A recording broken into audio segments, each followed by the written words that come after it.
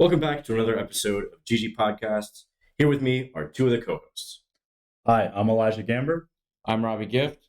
And I'm the producer, Brady Shaw. Let's get into it.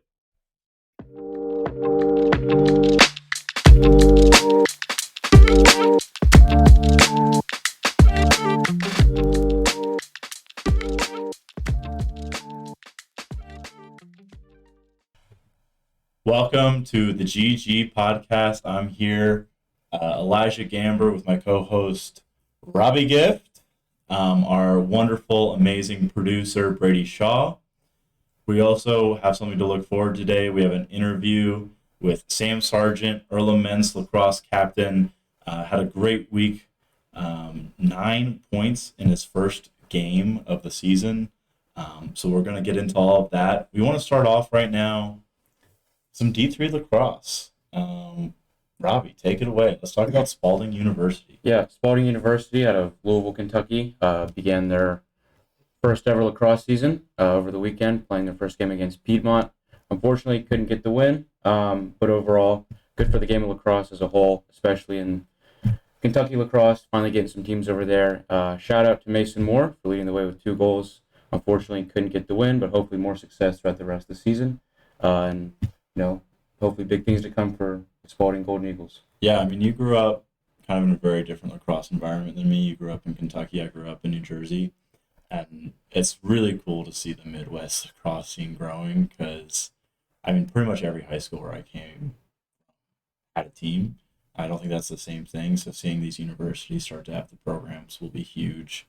I've seen some hot takes that it'll replace football. I don't really believe that, but it's cool to see the game growing. And then we also, we are biased.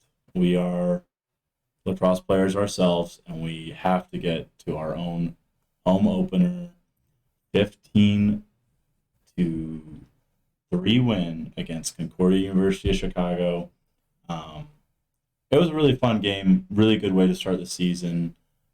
Robbie, what were your thoughts? What was it like to sort of play your first college game? Yeah, it was good. It was an adjustment for sure. Starting to play with the shot clock. That was an adjustment, getting used to that, but very quickly it felt normal and natural, and we were able to get the win, which is great. Still a lot of stuff to work on throughout this week and the weeks to come, but great positive start. I think good for everybody's confidence on both sides of the ball, so should be exciting.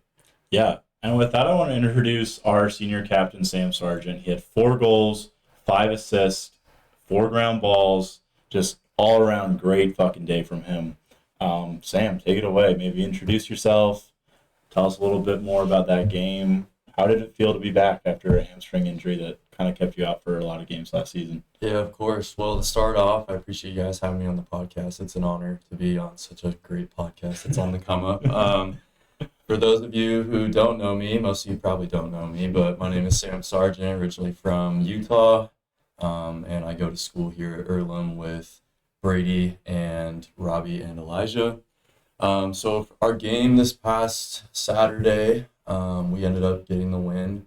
It was a really good game to kind of kick the season off. I think a lot of the freshmen were going into it kind of nervous, had a lot of nerves, and because the pace of play from high school to college is so much different. College is so much more faster paced and the intensity is a lot higher. So I know a lot of the guys were a little nervous about that, but it seemed right after the first quarter, once we got up a couple goals, like all the jitters started to kind of go away, and yeah, everybody kind of found their rhythm, and the team as a whole just put it all together and ended up with a win. So that was great. Yeah, what did your prep look like in the off season? What was your thought process coming in? Because you came out guns blazing. So did Robbie. He had 4 goals himself, but I'm kind of curious, what was the mindset coming into the season? How did you prepare?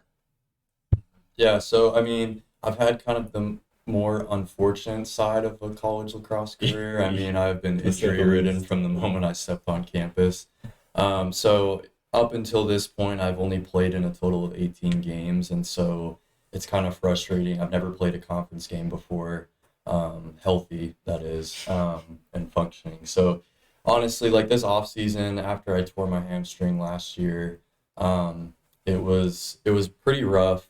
Just doing rehab every single day and it honestly felt like I was going through the motions. I was kind of in a dark spot, I guess, right after my injury happened because I was going on a tear last year. I was playing probably arguably the best lacrosse that I've ever played in my career. And then, I just hit a wall when I'm injured and I'm done for the year. So it was super frustrating. The off season was definitely hard, a lot of intensive rehab, a lot of stick work, a lot of, not being able to run around or practice dodging and cutting. So I really fell in love with playing wall ball, like hitting the wall every single day. I know I sound like every redundant lacrosse Every coach in the world, but you gotta fall in love with wall ball. yeah, I mean, my left hand, like passing and stuff, used to suck like terribly, but I really focused on that during my time, rehabbing and everything. And I feel like it's almost like a second nature to me now. And so I think that's one thing that I really took away. But I think the main overall thing that I really pulled out of being in these like troubling positions with my injuries is just perseverance. Like, being able to be okay with like shit hitting the fan and then just like putting your head down and going to work and getting back to where I was. So stepping out onto the field for our game on Saturday, it was kind of, I don't know how to explain it. It was a very unique feeling because I had been away from the game for so long. I hadn't Right. suited up in almost 7 months. And so it was crazy. Like just walking out on the field, it was like I was home again. So it was really awesome to come out and play as well as I did. I mean, I definitely could have, had a couple more plays. Could have given me a couple more assists. Yeah, yeah, but overall, I mean, I was very happy with it. I mean, my hamstring feels great. No issues with that. So I was very surprised by that because in the fall it kind of was giving me a little bit of fits here and there. But overall, yeah, I mean, off season was just a lot of rehab. So. Shout out to our athletic trainer, Bill Kinsey, the Wonderkind. Robbie, what was it like playing your first collegiate game? What was the jump? Yeah, I mean, like Sam said, definitely the pace of play was different. And the shot clock, I think that adds to it. So, but very quickly, I think the game was able to come to me a little bit, and it was good. Just getting my feet underneath me and realizing that it's really not that fast, and just taking some deep breaths. It really allowed to feel comfortable pretty quickly, and it's good to get the job done and be successful. So, yeah. I think the other thing that we're all grappling with is that we weren't happy with how we played the second half. I mean, at the end of the first, it's 13-1. The second half, we tie 2-2.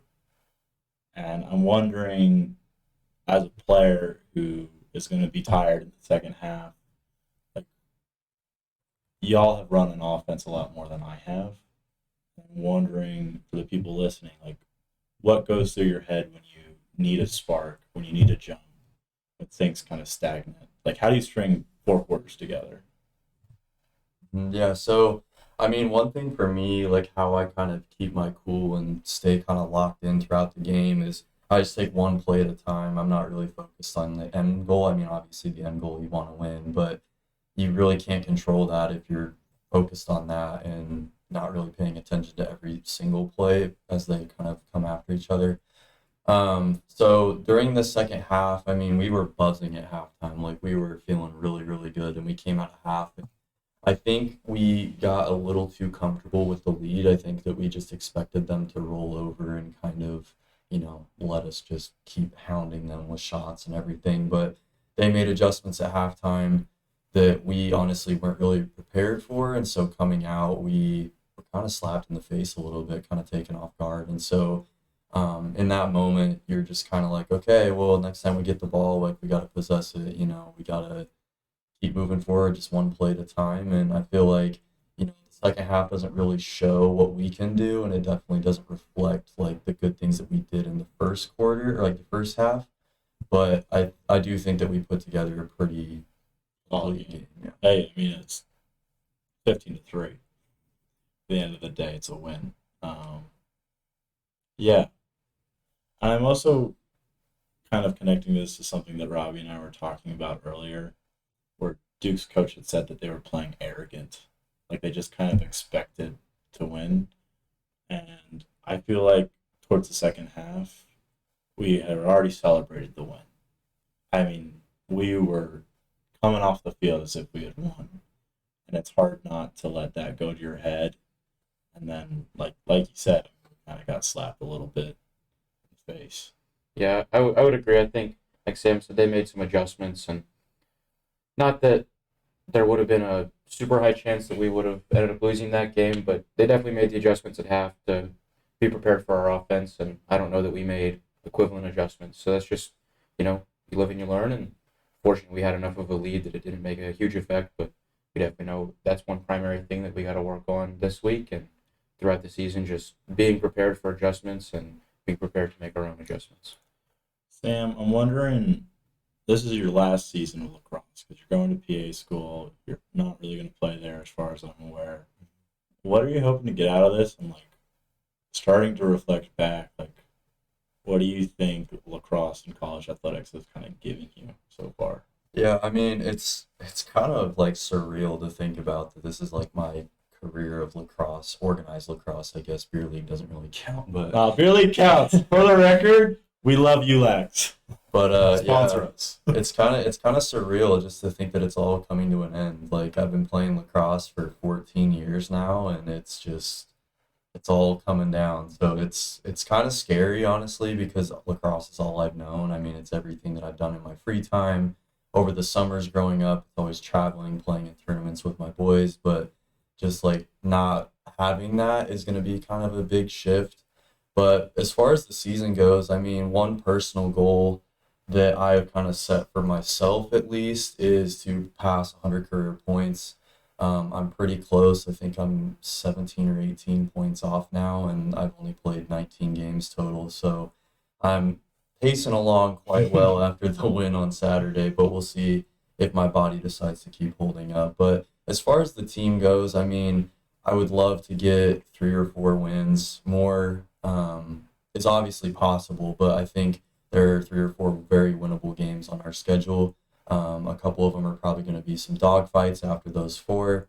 But I really want to kind of start shifting the direction of the program around, because when I came here, it was a brand new program, like fresh off their first season. And I knew it was going to be kind of a building project, right? I come in and with a bunch of other guys my age and kind of build it from the ground up. But unfortunately, when the coaching change happened, I was the only one that stayed out of my class. So I'm the only senior this year. And so it's been kind of hard. It's kind of been a blessing and a curse at the same time. I think it's a blessing because it's forcing a lot of the younger guys to step into those leadership positions, which is actually going to benefit the program moving forward. Like everybody on the team has a say, like nobody's, under anybody else. We're all kind of on the same playing field, but it's also a curse because if there would have been a class of like 7, 8 guys, that are graduating this year, like I guarantee you, not only our numbers would be different, but I just think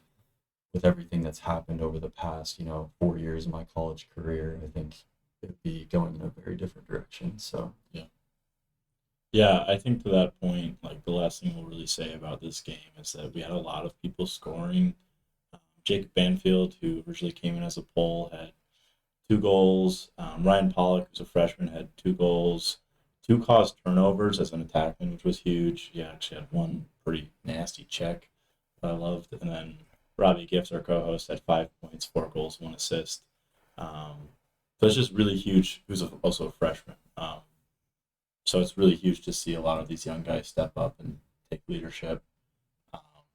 And with that, I kind of want to transition closer to what the podcast normally is. D1 Games of the Week.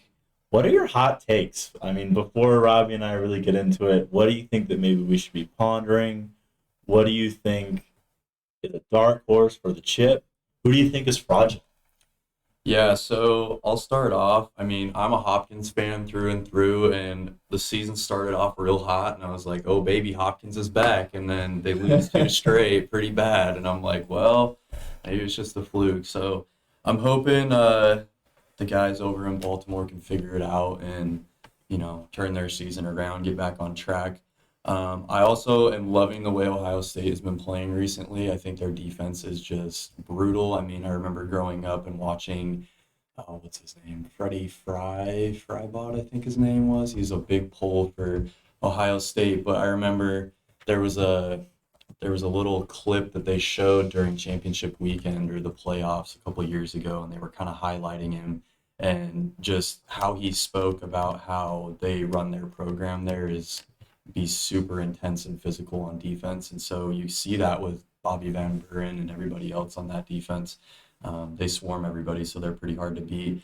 I haven't really been too impressed with Georgetown. I mean, going into the season, everybody's like, oh my God, they got Tucker Dordovic. They have, the whole second attack line of UNC as their second midfield. Like, they're going to be cracked. And they've honestly disappointed me. I was really excited to watch them. But as far as dark horses go, I think Loyola could make a run for it this year. They have been playing really solid lately.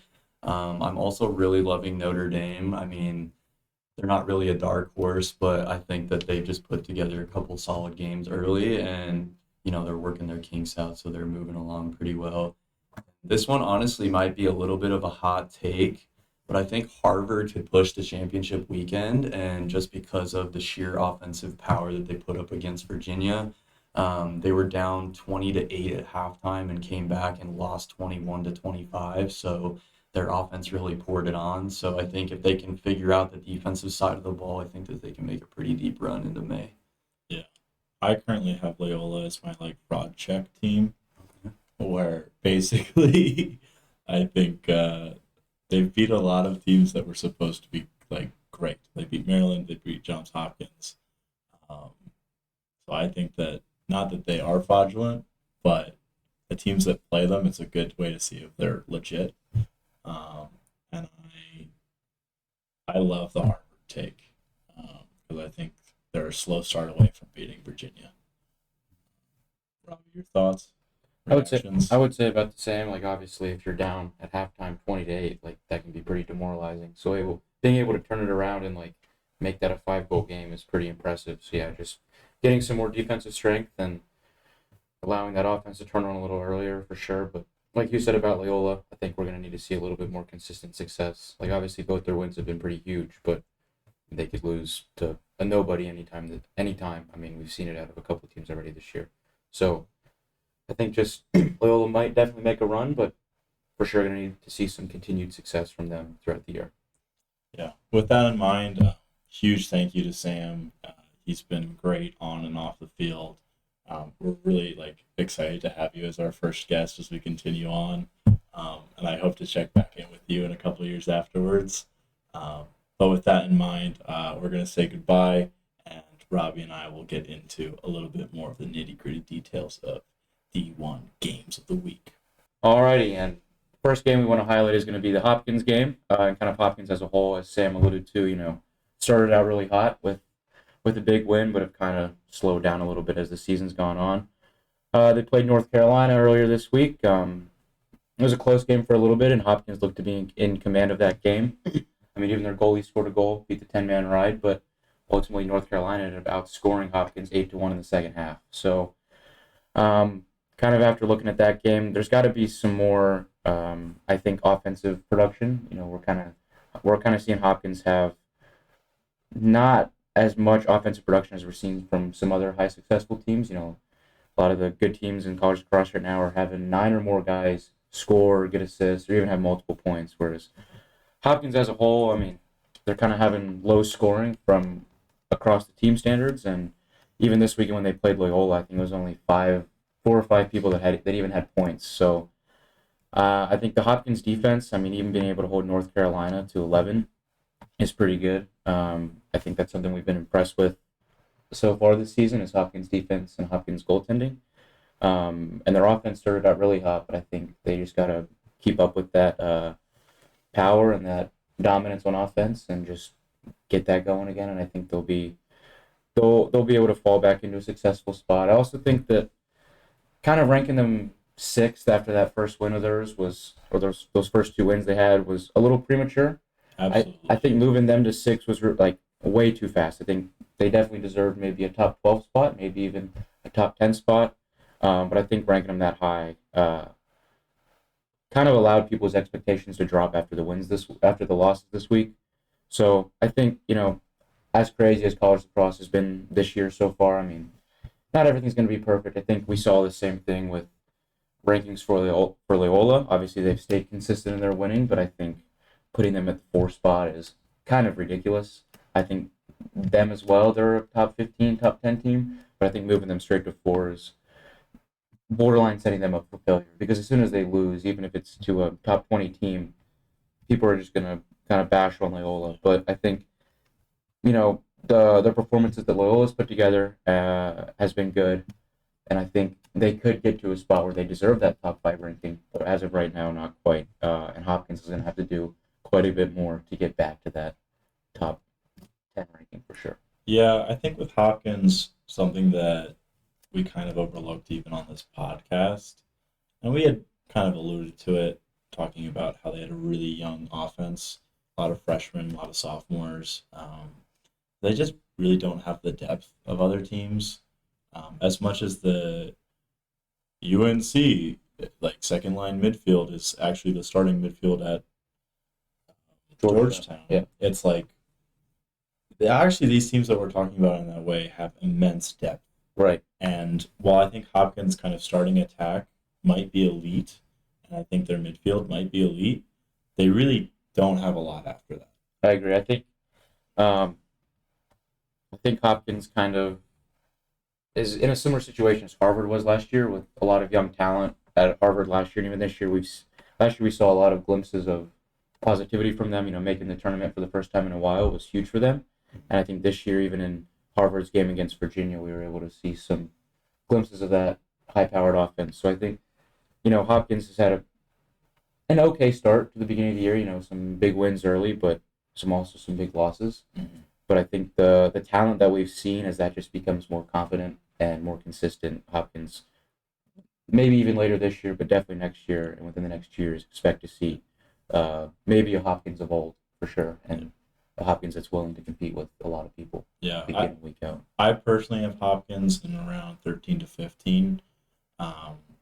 I bought the hype a little bit. Our dorm room was electric when they were winning their games. But I think similarly, we see a very similar trend with Loyola. They have 2 games under their belt. They're 2-0, similar to Hopkins, against teams that they weren't really thought that they were going to beat. Yeah. But they're ranked 4, and that feels outrageous to me. I mean, I get that they beat Maryland, but Maryland also doesn't have a number 1 guy like they used to. They don't have a Jared Bernhardt. They don't have a Matt Rambo. And so I don't think that beating Maryland means as much this year as it meant in the past. Right, and I think especially to take Loyola straight from unranked to the 4th team in the country right after that win, definitely a huge jump. I mean, I think even trying to put Loyola in the top 15 after that win would be a little bit of a push. Maybe put them around 16 or even 15 spot, but jumping them into a top 5 spot, I thought was a little crazy. So I could even see 10, given that they haven't lost a game, but 4 is just crazy. Yeah. With that in mind, I also want to talk about another team that we were super high on to start the season in Duke. They barely beat Denver, which Denver is always a tough matchup. They're always a really gritty team. They have one of the best coaches of all time who just announced his retirement. But we think O'Neal is a Tewaaraton finalist, if not the Tewaaraton frontrunner. Yeah, for sure. I mean, week in and week out, O'Neal always has that dominant performance, and I think that's just going to be consistent just because of his size.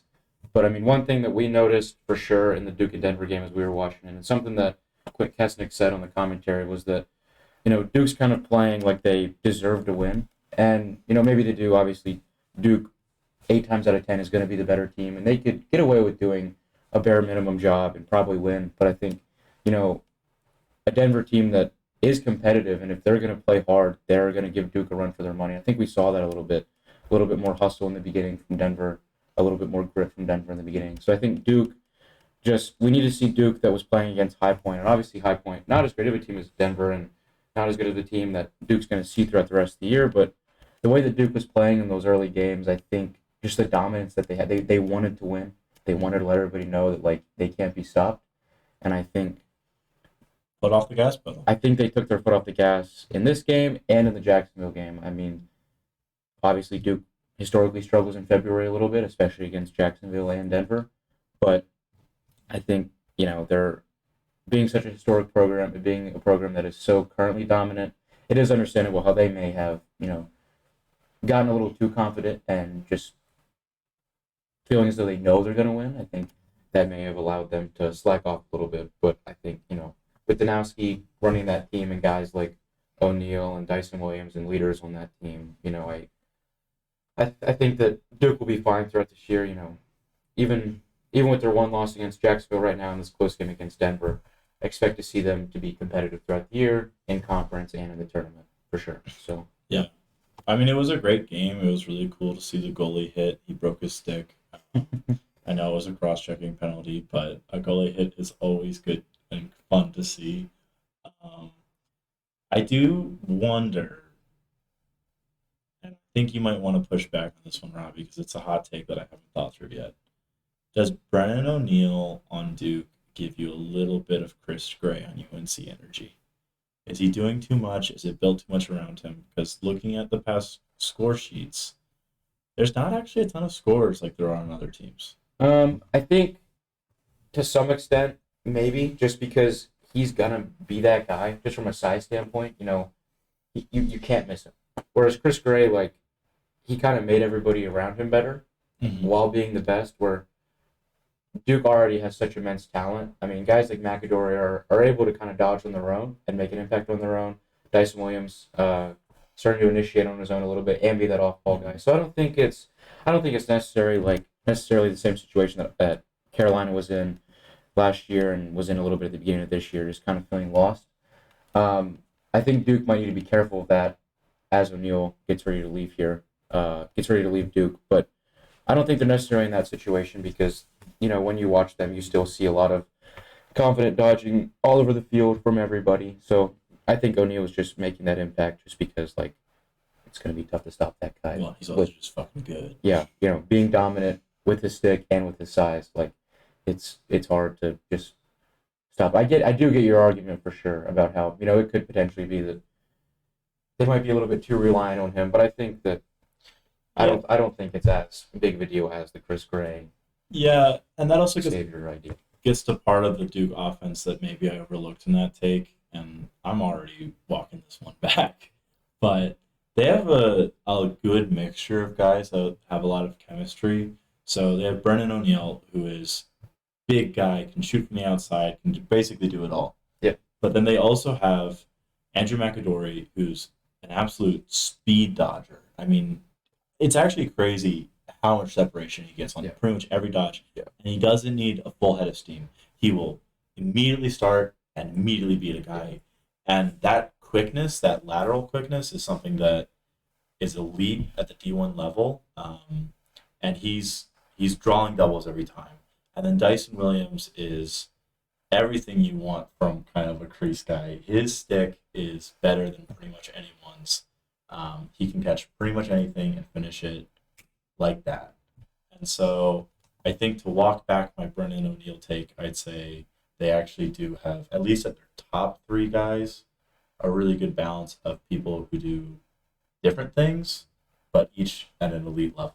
Yeah, I think I would agree with that for sure. They have maybe not a fully complete offense of 6 guys who can constantly beat you from anywhere all the time, but the guys that they have that can do that are going to make enough of an impact that it's going to allow for the guys who can't do that to get open and get the matchups that allow them to do that for sure.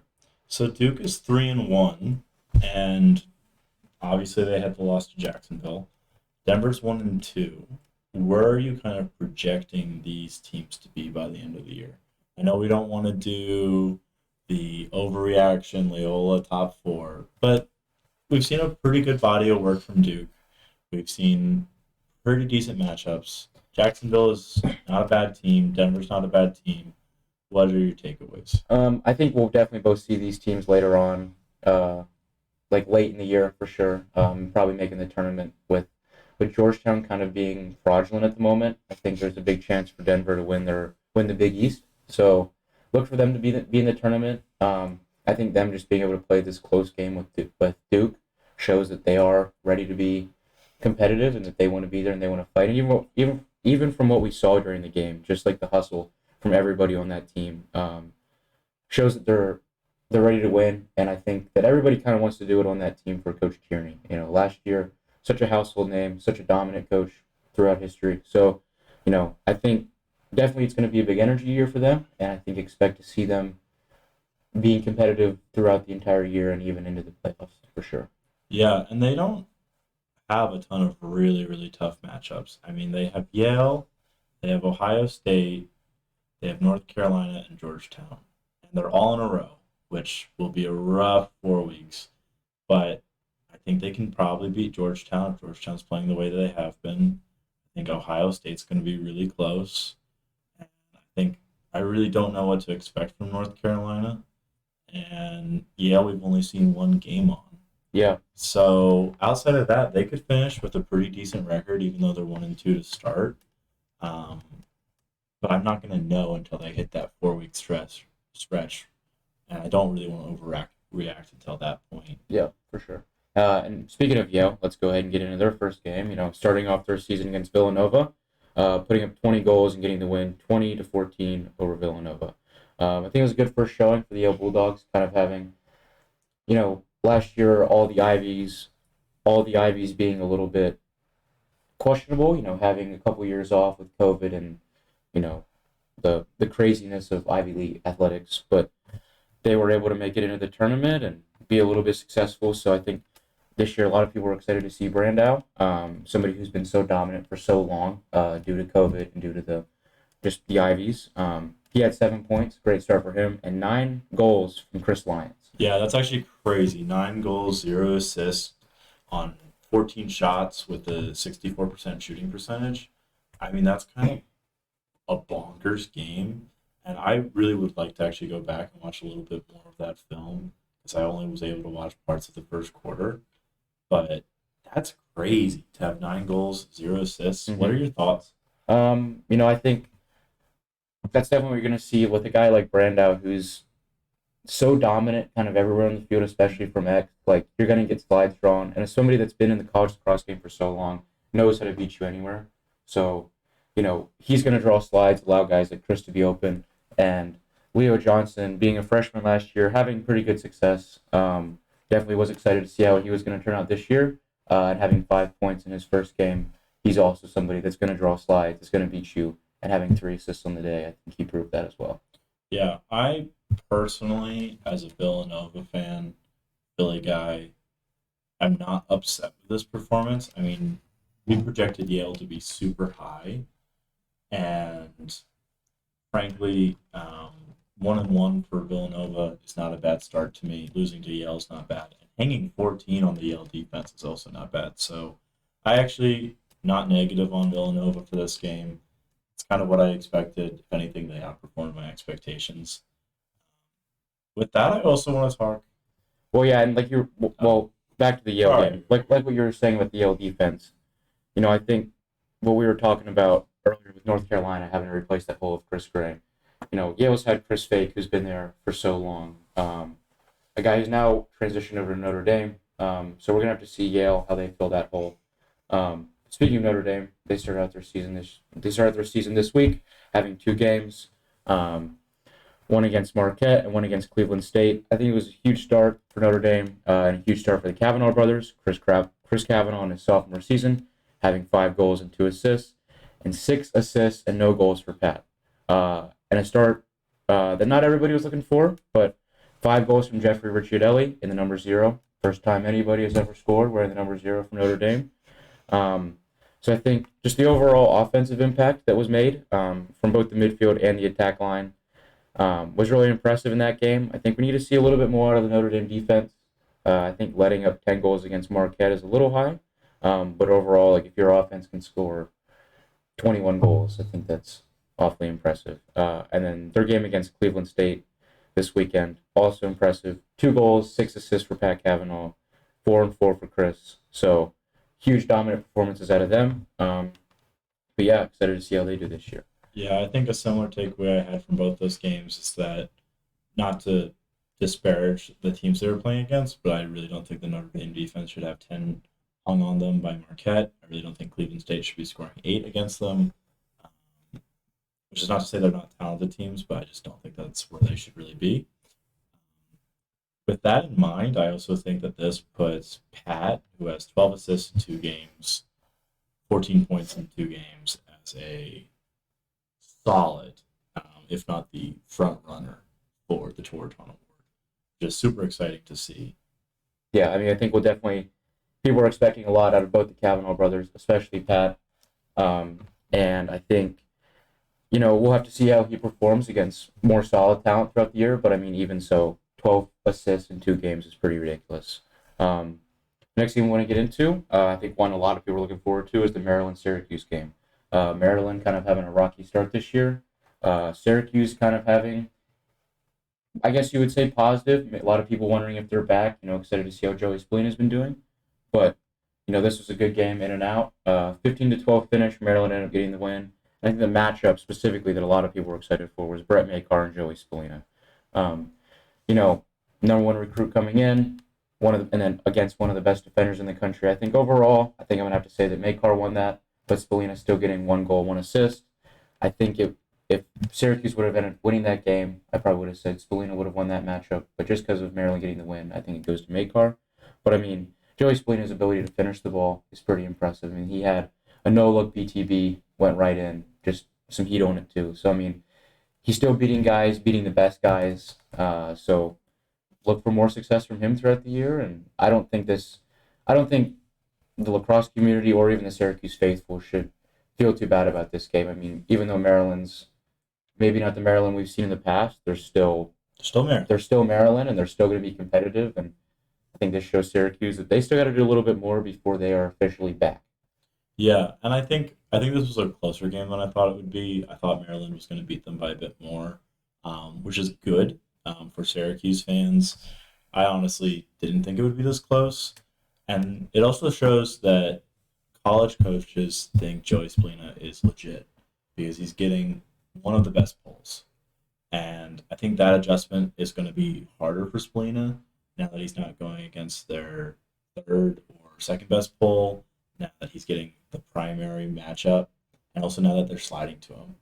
And so I kind of am looking forward to see Joey Spillane get a few more assists, become more of a passer, especially from X.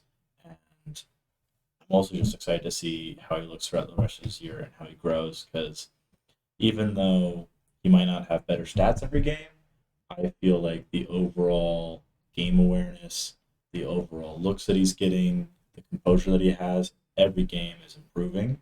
And I'm actually really impressed with him, even though he only had 1 goal and assist. I think that's still a pretty good day for him, given the matchup.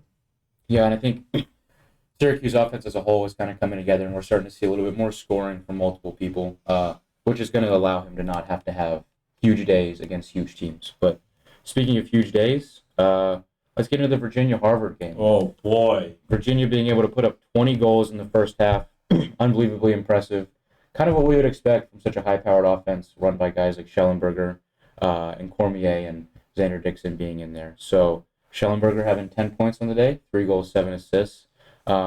Crazy amount of different scores. Getting to see more of an impact from Ricky Miezan from the midfield. Absolute cannon, absolute powerful outside shot. But definitely got to shout out Harvard and their ability to come back in the second half. Going into halftime, being down 20-8 against the number 1 team in the country has got to be just terrible. But being able to come out, that offense that we talked about earlier, being young last year and still being young this year, I think they really let people know in this game, even though they lost, that they're here to play, being able to put up 12 goals and a half and make it competitive with Virginia and maybe even scare Virginia a little bit. I mean, if you have a lead that's 20-8 and you end up winning the game 25-20, I mean, definitely going to be stuff to look at in film and definitely going to be stuff to work on this week. But much like the Syracuse game, I don't think the lacrosse community or Harvard fans shouldn't be too hard on themselves and kind of should look at this like a positive, because being able to put up 20 goals against a Lars Tiffany defense is pretty impressive, and being able to score pretty equivalently with that Virginia offense is is a tough task, and they were able to do it. So props to them, and props to Virginia to get a big win. Absolutely. I mean, my main takeaway from that game is that there were I'm on Inside Lacrosse right now, and I have to keep scrolling through the score sheet. Absolutely. There are 17 players with either a goal or assist. I thought that this was the best offensive performance I've seen in a long time from any team, let alone just from Virginia. I thought that they had a really good performance from Connor Schellenberger, 10 points, 3 goals, 7 assists. I think it's so hard because so many guys are great this year. The Toraton watch is going to be crazy. I also thought that P.D. LaSalle is playing with an injury. He had 2 goals. He's an elite faceoff guy, even though he's not winning at a super high clip. He can run transition, and the pace of play for Virginia is insane. And most of all, their ability to pass inside. I mean, we were watching the film, and like Peyton Cormier, that box lacrosse background is so special because their stick work is on a level that I've never really seen other than maybe professional, but even they don't have the chemistry that a team like Virginia has. And so that offense is so high powered, and the stick skills are so good that it almost looks like they're playing basketball, where they are just catching a big ball with their hands. There's not even stick skills required. I mean, it is wildly impressive. And the speed at which they're getting shots off and on crease, the speed at which they're hitting targets on cutters is insanity. That being said, I am nervous by how many teams have been able to score on them. I agree. I think kind of across the college lacrosse world as a whole, we've seen high scoring across both teams, throughout the season so far, which I think is good, but kind of surprising against some teams considering how good their defenses have been, much like Maryland, much like Virginia, and Notre Dame type teams. So hope for more strong defenses, and props to these offenses for being so fast-paced and competitive. One last thing before we head out, exciting news in lacrosse this week. In the PLL world, the PLL Championship Series starts this week. So looking forward to some sixes play and seeing how that goes with these PLL rosters that we've come to know. So games starting on Wednesday, we got Atlas versus Whipsnakes. That's at 5:30. Then at 7:30, we got Archers versus Chrome. Another set of games on Thursday night with Whipsnakes versus Archers, Atlas versus Chrome. And then Friday, we've got Archers versus Atlas and Chrome versus Whipsnakes. And then over the weekend, we'll get to see the championship for all of that. And that'll be exciting. So excited to see this new style of play with guys who might not be super used to it. So I think this for lacrosse is huge, getting to see both pro and college at the same time. The more lacrosse, the better. Yeah. I mean, this just feels fun. Exactly. It doesn't feel super high stakes. It doesn't feel too serious, even though it probably is for the players and for some of the fans who are more bought in. But personally, this is just going to be great to watch. It's going to be high speed, fast paced lacrosse. And I'm curious to see what the format's going to look like. I'm curious to see if it feels a little bit too much like West Jenny. But I'm bought in, and I'm going to be tuning in. So with that in mind, thank you all so much for tuning in. Thank you for sticking it out. Huge shout out to Sam Sargent. He's been such a leader to us on and off the field. We're incredibly grateful to have him as our first guest. And thank you all for listening. Bye-bye.